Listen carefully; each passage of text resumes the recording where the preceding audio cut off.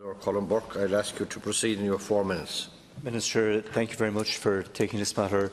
It's a question I have, Minister. It's in relation to someone who is receiving money from the Wards Court Office. They have a disability and they attend a particular service every day, so they have to travel by bus to it. And they're attending it as a result of their disability in order to assist them in the sense of making sure that they're not someone who is confined to home for the rest of their lives.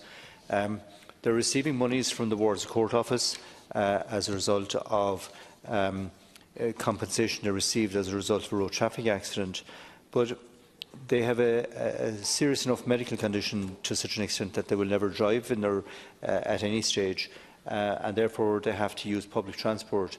And even though they have quite a serious medical condition and are seriously restricted, they have to travel by public transport, but they're not entitled to receive a free bus pass, whereas in any other case, my understanding, and I understand that this is not just this case, but in a number of cases across the country, people are not entitled to a free bus pass or a bus pass once they're in receipt of monies from the Wards Court Office.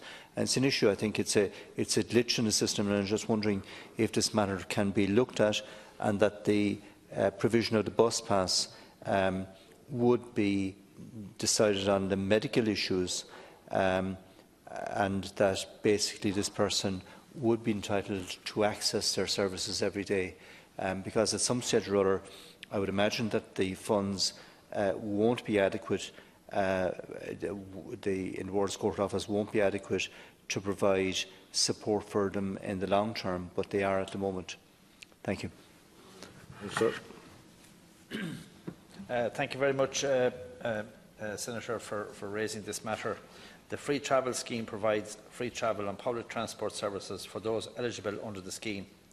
There are approximately 940,000 customers with direct eligibility, with an annual allocation of 95 million.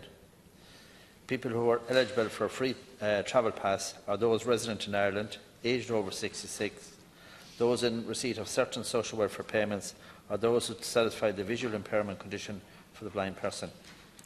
It is really important to note that a person in receipt of a qualifying payment receives the pass on the basis of that primary payment and not on the basis of their underlying medical condition. While medical evidence will be required to determine eligibility for certain social welfare schemes, it does not generally or itself entitle a person to free travel. The one exception to this is those who are blind, who in many cases will have entitlement from childhood. In circumstances where a person is a ward of court and they have insufficient means, they may be eligible to apply for a means-tested social welfare payment in the same way as anyone with insufficient means. In the case of means-tested payments, people are assessed on their cash income, property other than the family home, and investments. For all means-tested schemes, there is an initial amount of capital that is disregarded. In the case of disability allowance, for example, a person with 50,000 in savings can be assessed as having no means and as a result receive the maximum amount of disability allowance. A person with 113,000 in savings could qualify for the minimum rate of payment and would automatically qualify for the free travel scheme. If the free travel scheme was to be extended to all people who had a disability or significant health issue, regardless of whether they receive a qualifying payment, a medical assessment process would be required for all such applications, significantly changing the nature of the scheme. It would also have significant costs, would require significant additional administrative processes to be put in place, and could only be considered in the context of an overall budgetary negotiations. The Senator should note that, separately, under the Supplementary Welfare Allowance Scheme, the Department of Employment Affairs and Social Protection may award a travel supplement in any case where circumstances of the case so warrant. The supplement is intended to assist with ongoing or recurring travel costs that cannot be met from the client's own resources and are deemed to be necessary. Every decision is based on consideration of the circumstances of the case, taking into account the nature and extent of the need and of the resources of the person concerned. Brief supplementary, Senator. Thanks, Minister. I suppose what I'm saying, Minister, and this is a case, genuine case, where the person is travelling every day to attend where they're catering for people with disabilities. This person has a serious disability. They now appear not to have the same rights as other people because of the fact that they're in receipt of monies from the Works Court Office. And if they, for instance, if they went to apply for a disability in the morning, they would qualify for a disability payment.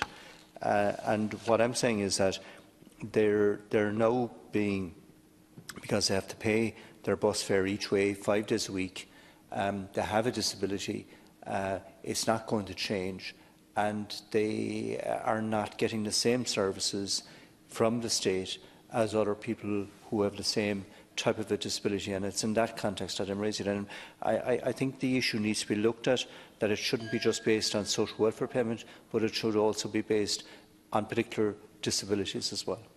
Briefly, Minister. Just say, whilst I empathise with what the Senator is saying, Senator Burke is saying, I think it's important to note that a person in receipt of a qualifying payment receives the pass on the basis of their primary payment and not on the basis of their underlying medical condition.